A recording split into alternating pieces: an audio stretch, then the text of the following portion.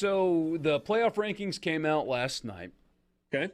And we've got a slate of games this weekend, right? Two things that are objectively true. Now, we'll get into semantics a little bit, but that's okay. Of the games that are being played this weekend, how many of them, in your mind, are playoff-implicated games? By my definition, and it's malleable, it's a game where the team either has playoff standing, can gain playoff standing, or lose it based on the outcome this weekend. And so that's a little bit flexible, right? Because I don't think Tennessee can gain anything this weekend. And I don't think they can lose it either because they're on the outside. So it's a very small number of games. So when you look at the slate of games this weekend for the 14 playoff, how many have real stakes on them? And then we'll advance this a little bit. Hey, Dad, I had a non sequitur I thought about throwing in. just to try to keep it going. I was thinking, what is your favorite malleable substance? Peanut butter? Ooh, that's a good choice. It's a good choice. Peanut butter on pancakes, man. Yeah, these are all great ideas. Games that have playoff implications. It is interesting to me that in the initial list, Borky, with your definition, for the current 4-team playoff, you do not have on this list the game that's happening in Oxford this weekend. Because Alabama, I think, is out, and Ole Miss needs help.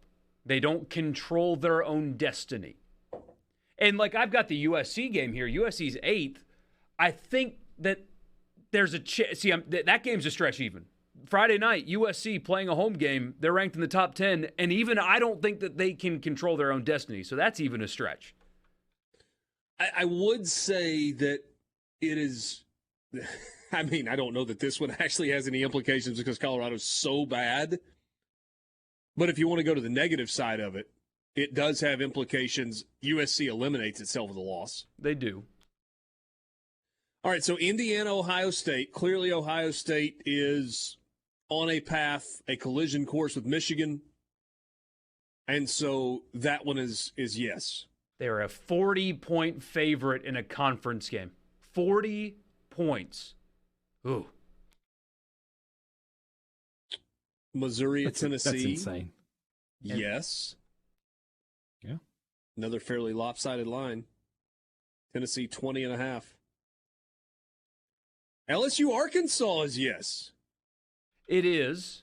Now, some people would argue LSU does not control their own destiny, but still. Well. And I think But they do, don't they? They should, but some people nationally would argue they don't because of the 2 losses, but they should. Win the SEC championship game, and they're in the playoff. They're in. Yeah, and I actually forgot to put that on my list up here, but either way. That line has had 0 movement. It has stayed at 3. And KJ Jefferson might not play. So, I hadn't practiced this week. Don't get it.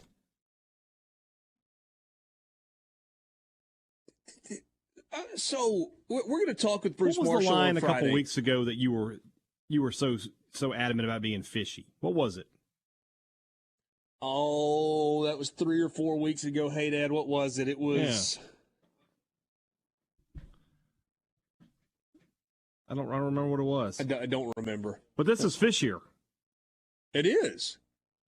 Now, I was going to tell you, I texted Bruce Marshall yesterday. I was like, hey, man, what gives? I don't understand this. And we'll get him to go a little bit deeper into this on Friday. But he said it looks a little thin, but last week, Arkansas might have been a slight favorite. Power rankings are slow to adjust. We need to find that breakdown on money in on that game.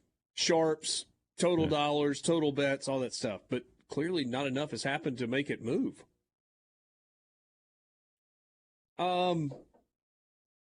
Nebraska, Michigan, yes. How big a favorite is Michigan? 31. So the 2 favorites in the Big Ten are a combined 71-point favorites in a conference game. That is crazy.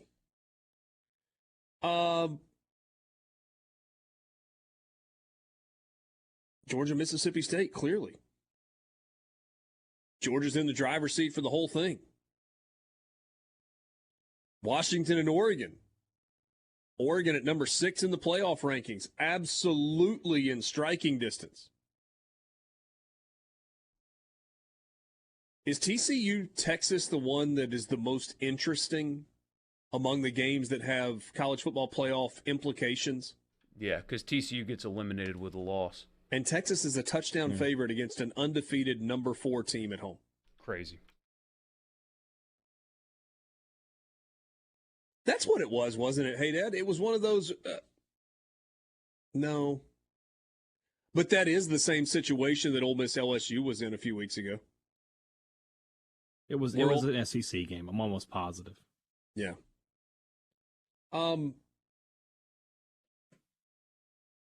Based on what we talked about earlier today, North Carolina, Wake Forest should be, but I don't think it is. There's just too much ground to make up for North Carolina. So, what? That's 8 games, right? Mm-hmm. 8. Now, if the 12-team playoff was here, there should be... Oh, Borky, are you asking a question that might fly in the face of the idea of the regular season being less relevant because we have a 12-team playoff? Could that be what you're actually getting at here? By the count, there are 21, or would be 21 playoff implicated games on Saturday if we were at 12 instead of 4. Going to a 12-team playoff, Colorado, USC would still matter. So would Missouri, Tennessee, Indiana, Ohio State, LSU, Arkansas. Louisville, Clemson would matter. Nebraska, Michigan, Bama, Ole Miss, Georgia, Mississippi State, TCU, Texas, North Carolina, Wake Forest would then matter. Arizona, UCLA would matter because of where UCLA is. East Carolina and Cincinnati? Because Cincinnati, highest-ranked conference champion. Oh, yes. Would have yes. it. Yep. Well, Tulane. But they will play Tulane. Tulane and Cincinnati playing the final week of the regular season. Yep. Purdue and Illinois. Wisconsin and Iowa. Help me out on that one. That's a stretch, but... help me out on that one. Big Ten West champion goes to the Big Ten championship, wins, make the playoff. Okay. But I need my brain to be a little malleable on that one. Right. But they would still have something to play for. Boston College, NC State, because they're trying to get to the ACC title game? And NC State's ranked 16. Very much within striking distance of... Yeah. Northwestern and Minnesota, because Minnesota in the race in the Big Ten West still? Yep.